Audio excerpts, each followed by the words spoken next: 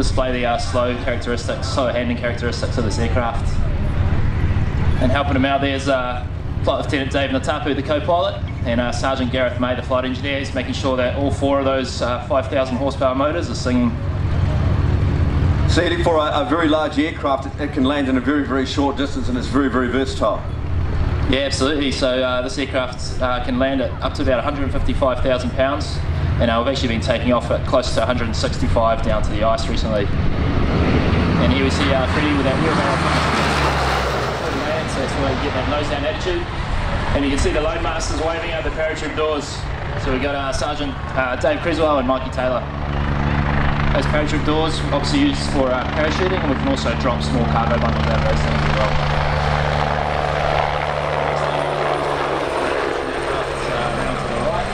He's going to do a dirty pass, so he's going to do this at about 140 knots, and he's going to...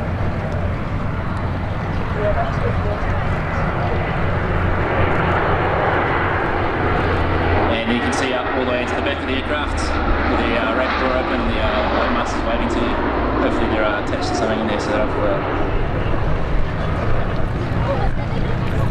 Now Freddie's going to climb the aircraft away. He's going to clean it up, so he's going to close the open door. He's going to take his flap up, he's going to climb, and what he's going to set up for is what we call a 6 into 3 or a tactical steep approach. So what he's going to do is position it at about 3,000 feet, which is above the range of most of the small arms threats that we tend to face in theatre, and he's going to keep the aircraft out of that range for as long as he can, and then he's just going to nose the aircraft down, initially to about 30 degrees nose down, and then he's going to descend steeply to land in the shortest period of time as he can on the runway.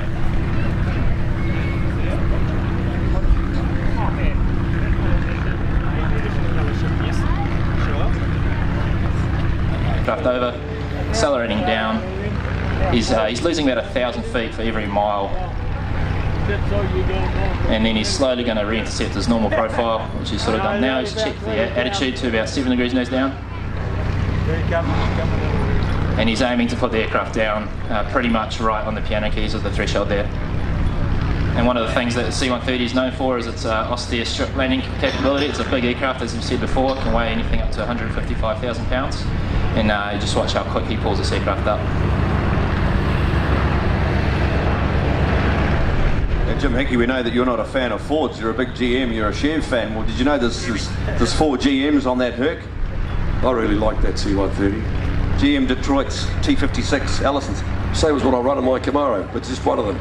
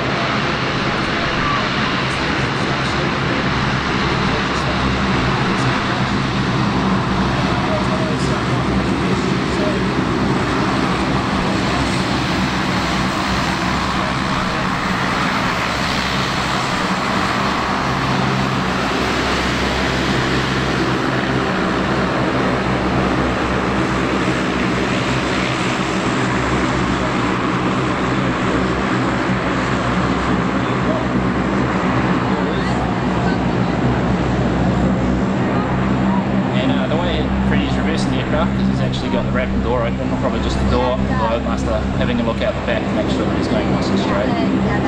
Now Freddie's going to show how quick this aircraft can take off. So what he'll do here is power up on the brakes. There's massive brakes on the aircraft that will actually pull up the aircraft at about 300 metres. He's going to put full power up, then he's going to accelerate. He should get airborne down sort of close to around 700 metres just after. And he's going to demonstrate a tactical departure. So he's going to try to close the tank as long as he can. He's going to do a smooth climb all the way.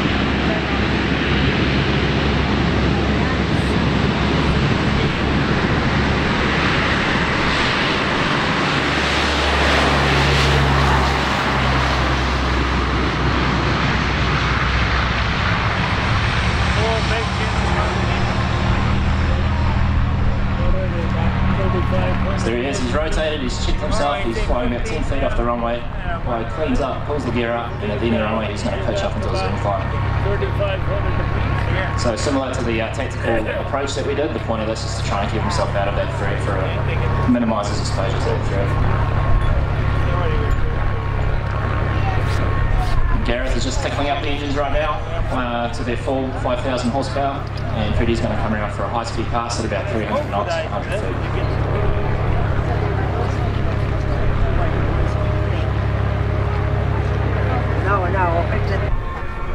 And if you look out to the left, here comes Freddie at about 300 knots and 100 feet.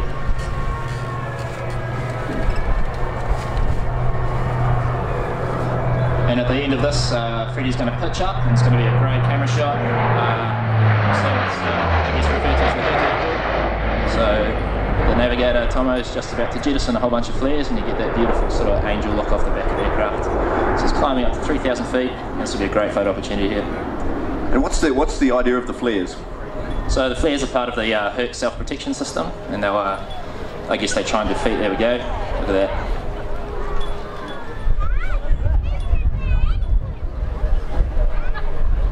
So they, I guess, try and defeat any form of a surface-to-air missile that's launched at the Herc.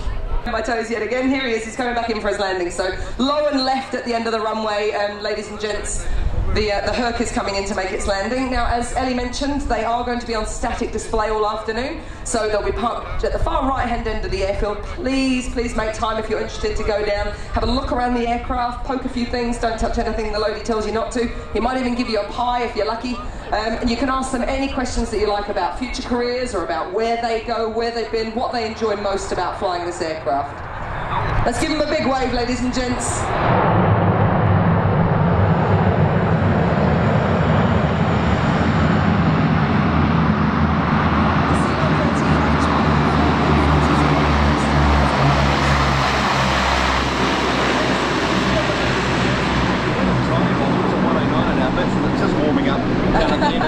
From a slightly different era. A different kind of 109. It's the Germans 109. It's a fixed wing version of. Aren't we lucky to have that here today? Goodness, that's sure an amazing aircraft to watch.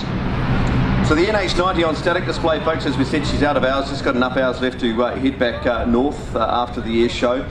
The world's first fly-by-wire helicopter. State of the art. We talked a little bit about fly-by-wire yesterday, about how that basically replaced the original servos and pulleys. You move your control column and it's attached to a wire physically, and it physically moves your wings. And now it's all done by electronic impulses, basically, through servos. So, and we've got our two T6s have met up again, so they've joined up as a two-ship, so they're going to come into land now before the 109 starts as well. Pilots, really experienced display pilots, and we're very lucky to have them in our build-up for the RNZAF Black Falcons display team, which we're hoping to have up and running next year. So the T6 Texan 2 can just be a basic trainer right up to a full fighter platform, and these pilots in these are fully decked out with G-suits and ejection seats, everything. Oxygen masks, helmets, the works. Whee! Here we go, the next sharp and pointy thing. Okay, so this is the Augusta Westland 109. It's the militarized version of the 109, which is an extremely popular civilian helicopter, used for all manner of things in the city world, but especially for VIP flying, because apparently it's a really nice, smooth ride. That was a high-speed pass.